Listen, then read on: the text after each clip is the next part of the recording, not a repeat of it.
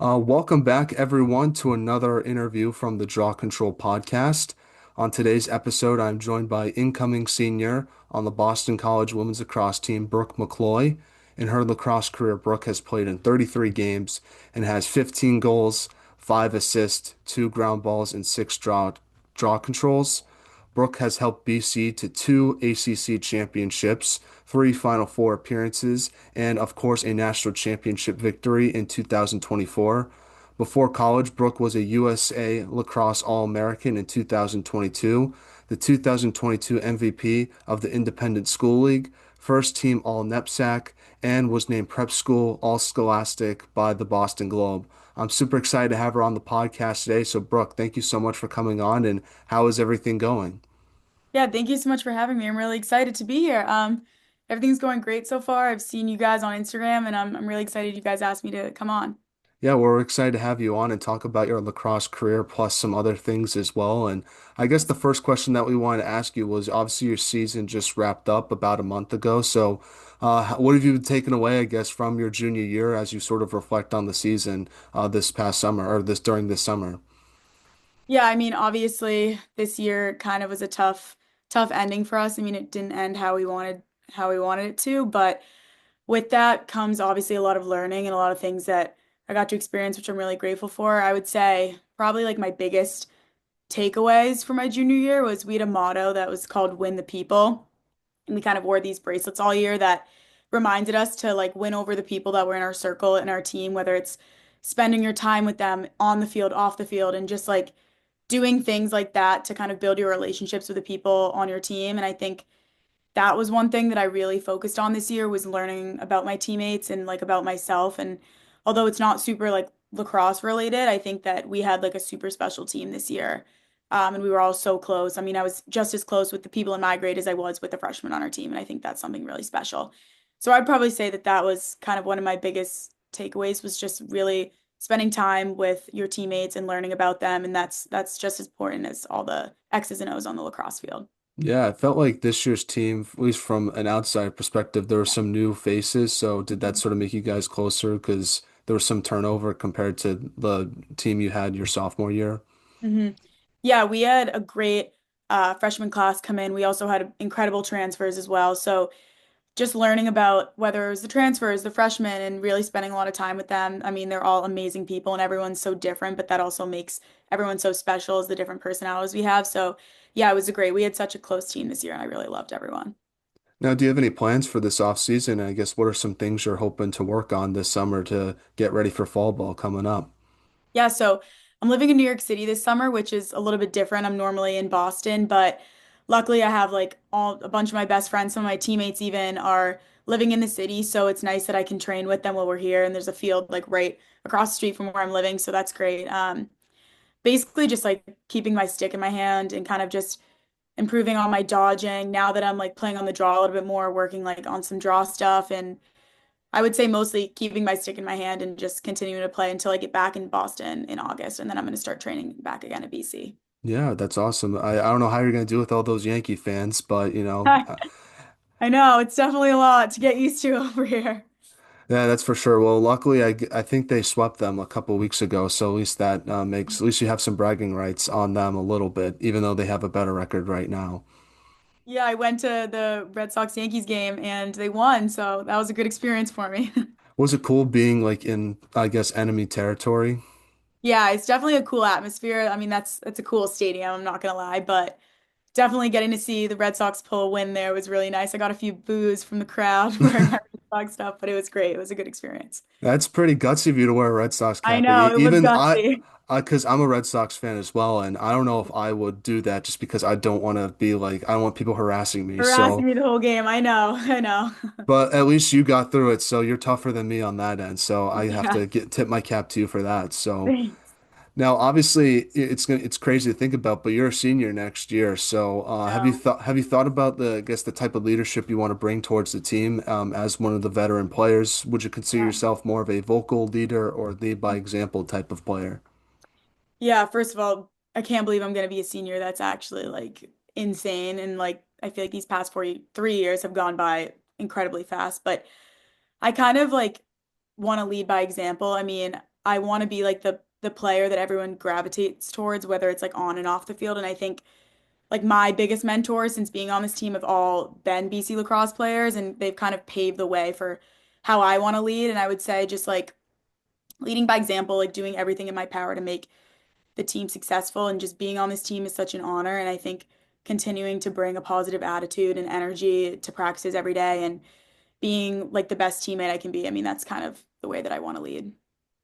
Well, I want to transition now and talk about the beginning of your lacrosse career and sort of work all the way up to where you are now with Boston College. So, obviously, you're from Hingham, Massachusetts. Talk about growing up there and how did you start playing lacrosse?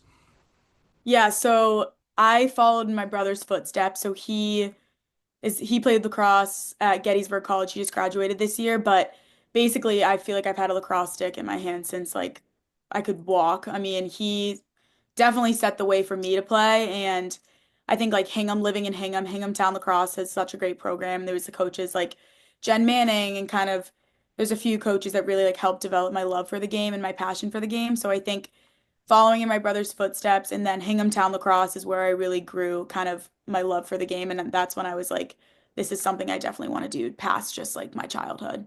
Yeah. Did you have like a favorite team or player that you like to watch growing up? Definitely BC. I mean, I grew up as kind of like the biggest BC lacrosse fan. I would say it's funny to say that like Sam Apuzzo, Kenzie Kent, like all those girls, I would say were some of my like idols. And now like Sam's my coach, and Kenzie like comes to practices and hangs out with us. So it's just so cool to see how that kind of transitions. Is it weird like have being coached by one of your idols? Like at some points, like there's I'm like, man, I can't believe this has happened. But at some points you're probably like, I gotta like there's gotta be some sort of like I guess type of relationship because you don't want to be like I guess fawning over Sam all the time. Yeah. First of all, sorry for the sirens. Welcome to New York City, everyone. This is how it is 24/7. But I would say, yeah, like it's definitely like sometimes I have to like zoom out and I'm like, this is the coolest experience. I get to learn from like one of my biggest mentors, but also one of the best players in the world. So it's, I mean, it's such a cool experience, and getting to just like take everything in that she's saying to me and like actually implement it in my game now is like the coolest thing ever. So yeah, it's definitely a privilege, I would say, to get to learn from some of the best in the world. Have you ever asked her about that ankle break goal she scored in the Final Four? Because I've always like I've never heard her talk. At least I personally have never seen her do an interview talking about that. So I feel like that's probably like one of her most iconic moves she's made. Yeah, I mean, we bring that up to her all the time. And she's like so humble. Like she'll never really like brag about anything like that. But that move, I think, it goes down in history as one of the best moves in college lacrosse, like ever. But yeah, I mean, she's like the most humble person ever. So she just laughs and smiles. And but we're always like, we used to post that on our stories when we were kids, and like we were like, oh my gosh, Sam Abuzo. So yeah, it's definitely really cool. Yeah. Well, it says that you played at Thayer Academy before Yeah. going to BC. So, what was it like being a part of that school? Do you have like a favorite memory at Thayer that sort of sticks out to you when you reflect on your time there? And I guess what was it like sort of going to prep school for lacrosse since a lot of your teammates sort of played, I guess, club and sort of public high school where you went to prep school and club as well? Yeah, so like I tell this to everyone, attending Thayer was like one of the best decisions like of my life. I swear that that program like completely changed me as a person, as a player, and the support that I got from my coaching staff there with Tracy Sullivan and Annie Zukowskis. They were two of my like mentors in the relationship. Like I still text them every day and we keep in contact, and they're definitely like one of the biggest reasons why I even ended up going to BC and where I am, kind of where I am today. So I think like that, along with like all the friends that I've made. I mean, a lot of my teammates at Thayer play Division 1 now, and we like still keep in touch, and still, I mean, some of my best friends and they're my teammates too. Two of my teammates at BC also went to Thayer and played lacrosse with me. So I think that like probably my best memory would be we won the ISL championship my freshman year, which was like one of the coolest experiences. We played in Harvard Stadium. Um, but yeah, I mean, I don't have enough good things to say about that school. It was like the reason why I am today, and definitely recommend it to anyone who's looking to Yeah. maybe join the ISL. Yeah. I know Thayer has a lot of like notable hockey players that went there. Is it more of a hockey school or a lacrosse school from your perspective? It's definitely a hockey school, but I mean, I think we're changing the landscape a little All bit. right. So I would say it's both. It has a little bit of both. I know that like my grade specifically, like it was like we were breeding lacrosse players. Like it was awesome, but I think now it's turned into both hockey and lacrosse, which is super, super cool to watch it grow that way. Yeah, I know a lot of BC women's players went to Thayer too. So you Yeah. sort of know from like just I don't know how much the athletic community hangs out with one another at your Yeah. school, but sort of you get to know some other players from other sports already before you Yeah. join campus. Yeah, it's so cool. Like some of my best guy friends, like played in the ISL or some of them went to even Thayer. Yeah. Like, it's so cool. And now like they're on the hockey team or things like that. So it's definitely cool. Yeah, it's definitely gotta be weird though, because I know a lot of the guys have to go to juniors before going to college. So I like you're a know. senior and they're like probably freshmen and sophomores, and it's just It's like so even though funny. you're the Like same age. I know they're like, I mean, they're probably older than me at this point, and then I'm a Yeah, senior, but they're freshmen. It's so funny how it works. yeah. Well, I also saw that you played for Massachusetts for your Mhm. club. How did that sort of experience help prepare you for BC? Yeah, so once again, my brother played Massachusetts growing up, and when I like was going to all of his tournaments and games, they never had a woman like a girls program. So Tracy Sullivan, who was my high school coach, was also my club coach, which was super cool. And the program started when I was in third grade. They started a girls program, and Tracy, and I remember my friend Eva Chenard was also like, we should join and we should try it out. So we were the first class that went all the way through the program. So that was super cool. And then now Lax Juice has bloomed into like one of the biggest girls clubs, which is so cool. So yeah, I mean, playing at Massachusetts was a great experience for me. I loved it. I still keep in contact with all my coaches and teammates. So yeah, I think that like the guidance and support from Massachusetts was something that like really separated them from the other club programs. And I think that they're all such amazing mentors. So that was also amazing. Yeah.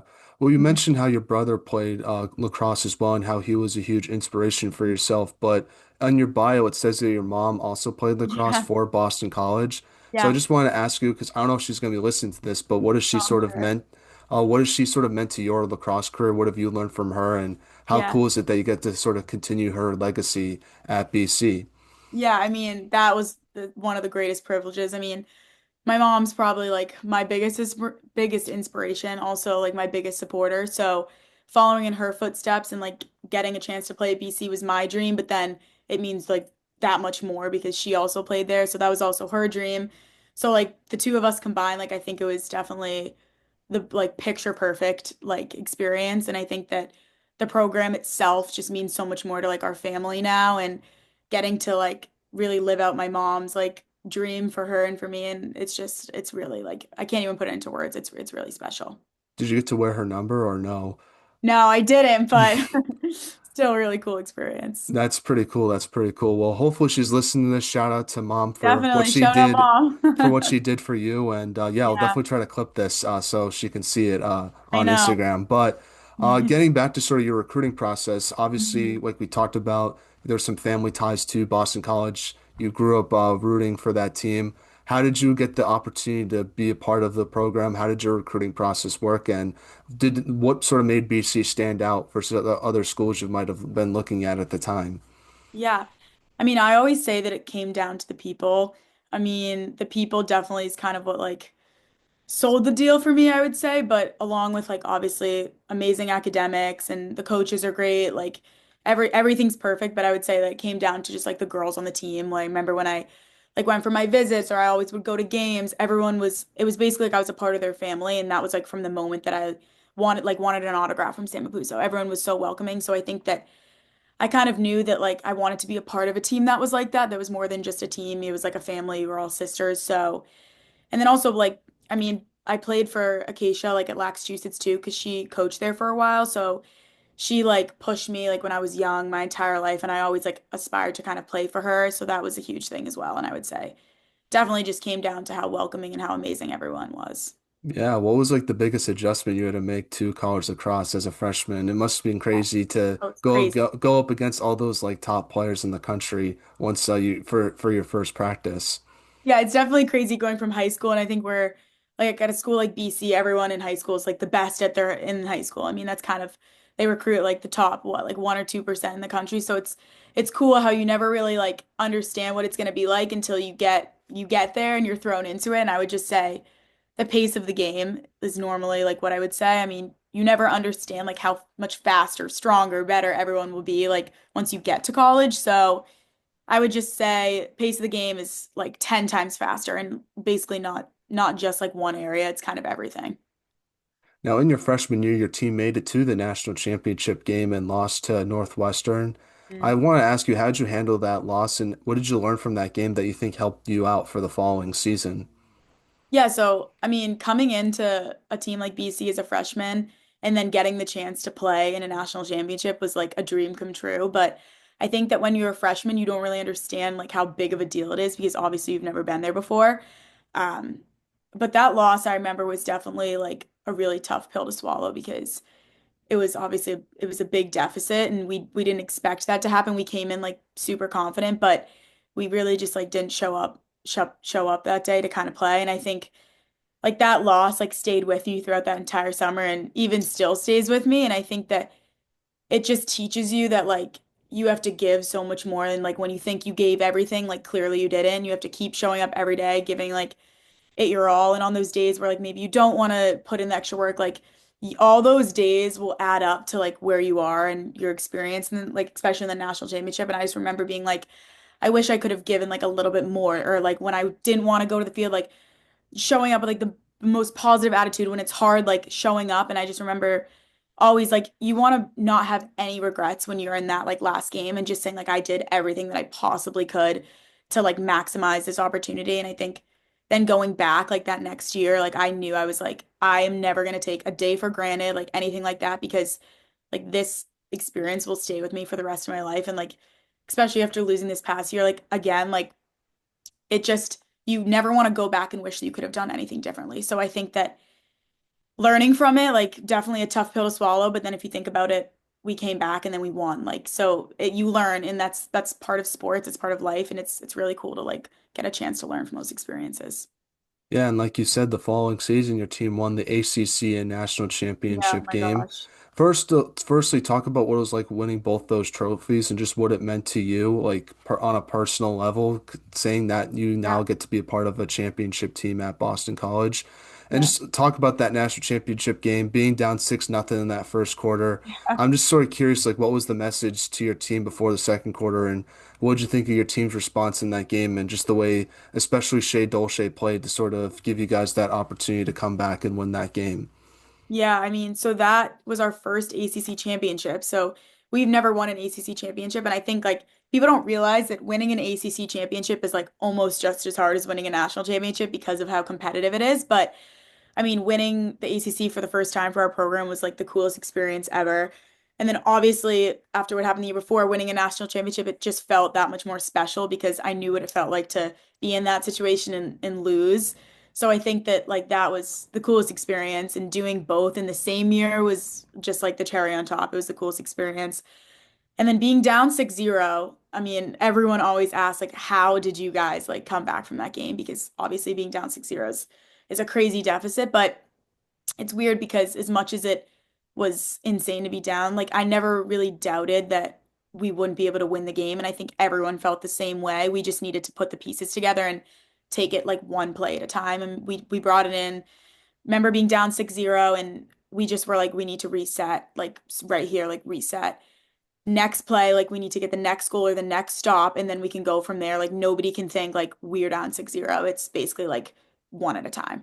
And that's like what the message was. And then from there, like Emma Lapinto scored a goal, and we basically used that momentum and we just kept going and kept riding the momentum. And then we ended up like being tied. And we knew that it was like not thinking too big picture, and that would have maybe freaked us out a little bit, but everyone stayed super composed and it all worked out. So it was great. Yeah, and a lot of people stepped up, especially Kayla Martello, who had, in my opinion, had one of the best championship performances of the past decade. So that just shows you how much depth that your team has. Because obviously, everyone knows how good BC is, but I feel like sometimes certain players in your team don't get as much recognition as they should. And I'm glad that Yeah. Kayla finally got that recognition in that game.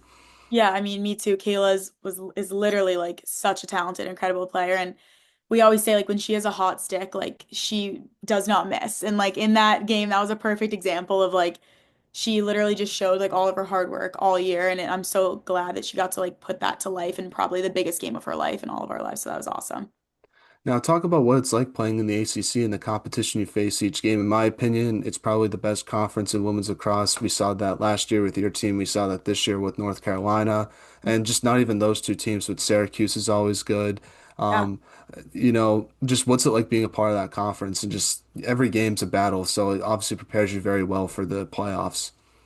Yeah, I mean, I think it's such a privilege to get to play in the ACC. And like I said before, like winning ACC championships and winning national championships, it's like they go hand in hand. And I think that it's really great for like the sport in general to play in a league that's that competitive. And it's really fun to be a part of it because every like regular season ACC game is like such a big deal and it feels like such like a bigger game. So I just think that it's such a privilege to get to play in such a competitive league. So I'm really grateful for that.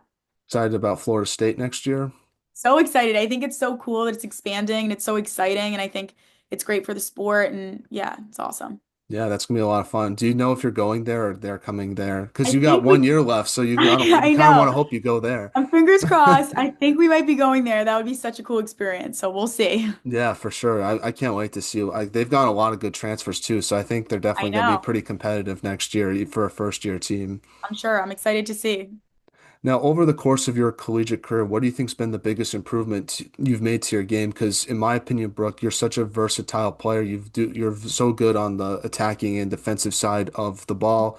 And I feel like one thing that sort of gets underlooked about your game is how I feel like your coach puts you in certain situations, which I think can be tough sometimes, not knowing when you're going to play, but then when you go to play, you obviously make a big impact, which I feel like deserves some credit. So I want to give you credit for that. But from your perspective, what do you think's been sort of the biggest improvement you've made to your game over the course of your time with Boston College?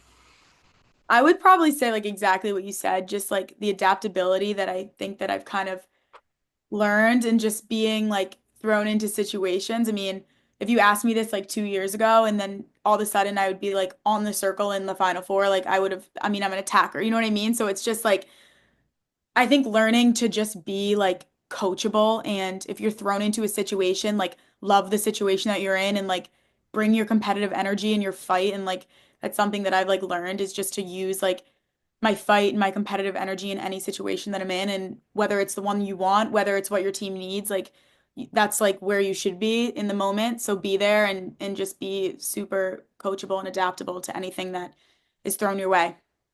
Now, this past season, you guys lost to North Carolina in the ACC championship game, but then in the NCAA tournament, you guys got big wins over Stony Brook and Yale, but then lost a heartbreaking game against Northwestern in the Final Four. I guess how have you reflected on that Northwestern loss specifically since it happened, and how do you hope your team responds to that for next season? Because to me, I know it wasn't the national championship game, but it felt like that was more of a heartbreaking loss, just because you obviously it was some of your key players' last game in a BC jersey, but also you guys were playing like at home essentially at Gillette Stadium. So I'm curious how you sort of reflected on that game and or if you try to sort of like try to bury it and move on. Yeah, so like as much as I'd want to bury it and move on, like it's not possible for me to do that. Like, and I don't even think that would be a good thing. I mean, I think about it like every day, every like sec. I like think about it all the time, and I think it'll be like that for a while. But yeah, I mean, the loss was definitely. I think it was harder than freshman year loss almost because it was like so unexpected. Like I really felt like we had that game, and then it kind of all of a sudden like slipped from us. But I would say like it's really hard to watch the game back. Like I've been trying to, and sometimes I like have to turn it off. But I would say it's important to learn from it, especially now that I have one more year. But I think being fully present in each moment and not letting their momentum like stack like we did. And I think maybe one thing I was always thinking about is I wish we kind of just like nipped that in the butt like before their momentum really stacked. Like I think they got a lot of momentum and then it added up, added up, added up, and then all of a sudden we were like tied and it was like the third quarter or fourth quarter and that kind of letting like the game plan slip away from us a little bit and not like a really fully addressing it. Um, I would say that was like the biggest takeaway that I have now and just being super present in each moment. Each like individual moment, which for me was like being present in each draw control, being present, like taking a deep breath and like really being like where your feet are in the game. So yeah, I mean, I'm still learning from it and I'm sure like we're gonna learn from it in the fall and we're gonna talk about it a bunch. But yeah, I mean, that was definitely a tough one for us. Yeah, for sure. How was it though being at Gillette Stadium? Was Oh that my the God. best Final Four like host experience that you've had? Because it was cool Yeah. having it with the men's and sort of having it in that big stage. Yeah, I mean, I think that for the sport and for us, I mean, being from Boston and growing up I went to Gillette for a Final Four and I watched BC, like I think it's just one of the coolest experience that I ever probably was a part of, and getting to play on that field in front of all my friends and all my family was like the coolest experience. So, I mean, and the men there, like I think the crowd, like, as you saw, like there was record-breaking numbers. So I think it was amazing for the sport. It was such a cool experience for me, and it's something that I've dreamed of my whole life. So, I mean, that was awesome. I wish we could have it there every year, and I wish the men's and the women's would be in the same place every year. That would be like so ideal. Yeah, where is it? Is it in Chicago next year? If I read that Yeah, correctly. Chicago next year. That's a pretty good spot though, get to be in Chicago, so Yeah, it's not too bad. So no, that's gonna be a lot of fun next year. Looking forward to that, obviously. yeah, Well, let's go on to a segment that I like to call the non-lacrosse segment, where I that sounds ask you non-lacrosse questions to get to know you more off the field, and I'll awesome. answer some of these as well to make it sort of a fun segment for the Great. fans to listen to. Yeah. First one is, what's the best concert that you've ever attended? I would have to say Zach Brown Band was the coolest concert. I went like the past weekend. It was like the coolest experience ever. And also Luke Combs was really cool, but I'm a big country. I love country music, so I Yeah. was one of those. Yeah, I would say for me, I went to a Blink 182 concert last year and that they were really good. I thought they did a good job, so that's who I'm gonna pick. Yeah, I'm going to Coldplay in a few weeks, so that could Oh, that could top. I've heard that it's life-changing, I so we'll heard see. it is too. Like I wish I was going to that as well, especially when they do Sky Full of Stars and Oh everyone has my to turn off gosh. their phones. So that's gonna be a lot of fun. So very jealous they get to go to that. Yeah. Yeah. Now, obviously you're from Boston, you play college lacrosse in Boston. What's your favorite thing about the city of Boston? Like what do you miss when you're in New York? Like, man, I wish we had that here. I know. I would probably say like Boston sports games is probably like, I mean, there's nothing like it. And then like concerts in the city, like you never run out of things to do. And I think it's just like the perfect size. Like now that I'm in New York, I love New York, but I definitely miss being in Boston just Hmm. because it's not too big, but it's not too small. Like, there's always things to do. And it's like a super safe city. But I would just say like concerts and like Boston sports games growing up and just like going to that. It's Yeah, awesome. for sure, for sure. Now, if you could have lunch with anyone in the world, who would you pick and why? That's like such a good one. I was thinking about this, but such a weird answer, but like maybe like Kim Kardashian. Mm. Just because of how it's like funny and like her energy, and also like she like was like a self like made, now she like has her own brand and is like really like Isn't I she a don't know. lawyer now too? Or I thought Yeah, I she's saw like that made somewhere. such a name for herself. So I was Yeah. like honestly, getting insight of how she became like Hmm. her, like I don't know. I feel like that could be so cool. Yeah. I would say I would pick Tom Brady just because of all Maybe the Tom Brady would be a better answer, just because honestly. he went through a lot of adversity in his career and sort of made I himself know. like one of the best players of all time. So I'd love to hear about that just because I Yeah. think when you're young, you go through more adversity than you think you're going to. And he did a good job of handling that and always staying present and being motivated. And I feel like I would love to sort of pick his brain about that. Yeah, I mean, if I could change my answer, I'd probably say Tom Brady Hey, you now. can change your answer. It's your Okay, podcast. we're So, changing it to Tom Brady. what's been the most interesting thing you've read or seen recently? So I'm working at Fox Sports this summer, which is really cool. And I would just say like I mean, the TV's on in the room that all like the interns are sitting in. So we're like super in tune right now with like the whole sports world. And I would just say like learning a lot about like Caitlin Clark and how much of an impact she's had on like women's sports in general and especially women's basketball. And like she was injured this past week and the ratings were down like 50% on some channels. So like it was just so cool seeing like insights of like how much of an impact she's had on the game. So I would say that's probably one of the coolest like sports things I've read. But Oh, you? that's cool. I would say the coolest sports thing I've read was Cal Raleigh from the Mariners has hit 30 home runs. I think he's There the you first go. catcher to hit that mark in quite some time, or he might be the first catcher in a while to do that. So I thought Well, that was pretty cool. So I yeah, guess that's like outside of that, just how hot it's been recently. Like it's breaking a lot of records. Like yesterday was really, really tough day, but we got through it. So, I know. The city especially oh like yeah, I can't imagine. 103 degrees, the subway, like Yeah. struggle these past few days. I think it should be cooler this weekend, hopefully. So, Hopefully. Fingers crossed. now Devin Russell said that you have the best style on the She said BC. me? Yes, she did. So, I want to Oh, know who you think has the best style on the team. I can't believe she said me. That is the best compliment. I was gonna say like Ali Petroni. She has great styles. She always has good outfits. Maybe Christina Bennett. Few Hmm. girls on my team, but these are go-to girls that if I ever need an outfit, I'll like walk right over to their room and they'll like have anything I could ever imagine. So I would say them. Alexa Kenny always has good outfits on. honestly, the whole team has great style, but shout out Devin. Thanks for saying me. Yeah, I think I don't. I gotta look back. I think McKenna might have said you as well. I'm not 100% sure about Oh that my though. goodness. But everyone everyone says that BC Women's Lacrosse has like the best style in the whole NCAA Yeah, because I like would say, I remember a couple years ago everyone said Becky Browndorf had the best style oh, in college Becky, oh, lacrosse. I don't know and if College you agree Cross. with that, like from your 3 years of being there. Yeah, I would say Becky like could be at the top of the list for like best style since being on the team. Yeah, for sure. So that's definitely awesome. So good style for. I'll agree with Devin. I'd say you have the best style on the team. So. Thank you. Now, obviously, you have a very well-known TikTok account. Which player on your team has the best TikTok?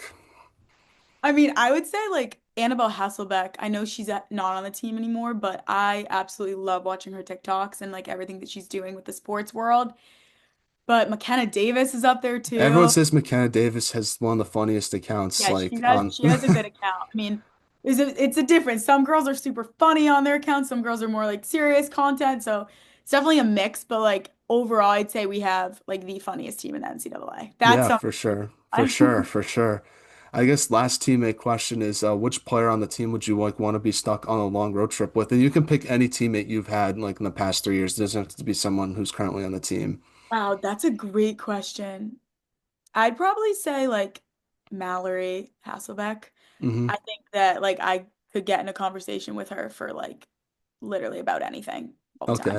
Okay. I would say Mallory Hasselbeck or maybe Kit Ericks. I know that's going back. She graduated, but I like could catch up with her about literally anything. It's funny because I could be stuck in a car ride or like on an island with basically anyone on my team and we'd have like the time of our lives. So Yeah, that's good. That's good. I feel like for some people, if you're like stuck on a long road trip, you just want someone who like is quiet, and then I some know, but people for me, want someone I'm to like talk. So you can pick whoever on your team. I feel like who's like the quietest on the team in your opinion. that's hard. We like don't have many like quiet teammates, which is funny, Okay, but maybe like quiet. I would say like Emma Claire maybe, okay, but she was also a freshman and like I feel like she's gonna come like she came out of her shell a little bit more, so I wouldn't say she's necessarily quiet. She's like the cutest person ever, but definitely like I would say I have like a bigger personality, which is like I'd hmm want to talk someone's ear off. Meanwhile, some people are probably like, please stop talking. Yeah, yeah. I feel like that's good though. You need that balance. So that's Good. Yeah, sort it's of what great. I I mean, would. that's what makes our team like so successful is having like a bunch of different personalities. So it's Oh, great. for sure. From like everywhere in the country too. So you guys get Exactly. that different perspective as well. Totally. Now, last question I want to ask you, Brooke, is what should be done to help grow women's lacrosse? I would probably say something that could definitely like help would be like, for example, keeping the like championships in the same locations as the men's. Like I was thinking a lot about that and just like growing the game in that way. I think keeping uh a location where both like we play every other day, like something like that. Because I know that like a bunch of my guy friends' families were like, oh, we're gonna come to all of your games, and that just like grew the audience and like grew the sport even more. So I would say that that would be something that I would kind of think about maybe adding. Okay, I agree with you on that. We talk about that all the time on the pod. So that Yeah. and making the Elite Eight weekend like on times where people can watch on TV. So and people can go to the games too, because a lot of those games were on unideal times for most people. So I feel like I changing know. that would make be a lot better too. I agree. I think that would be a great change. Yeah. Well, do you have any shout outs you want to give? We know we gave a shout out to your mom and your brother, but if there's anyone else in your family you want to give a shout out, feel free to do that. And who should we have on the podcast next? I would just say shout out to my coaches, my coaching staff at BC, and also like high school and club coaches like Annie and Tracy. I love them. They're the reason I'm here. So basically, I owe it all to them. I think that a fun one to have would be Molly Driscoll. Okay. Yeah, do you know Molly? I don't know. She's I kn- awesome. I know she sort of had, in my opinion, the breakout season on your team if I had to pick a player. Yeah, so I think that she would be great to pick her brain. She's hilarious, and I think she would be great to have on next. Awesome. We'll definitely have to reach out and see what she has to say. But Brooke, thank you so much for coming on. I really appreciate your time. I enjoyed talking with you today and obviously wishing you all the best this summer in New York City and for your senior year coming up. Great. Thank you so much. I really appreciate you having me on.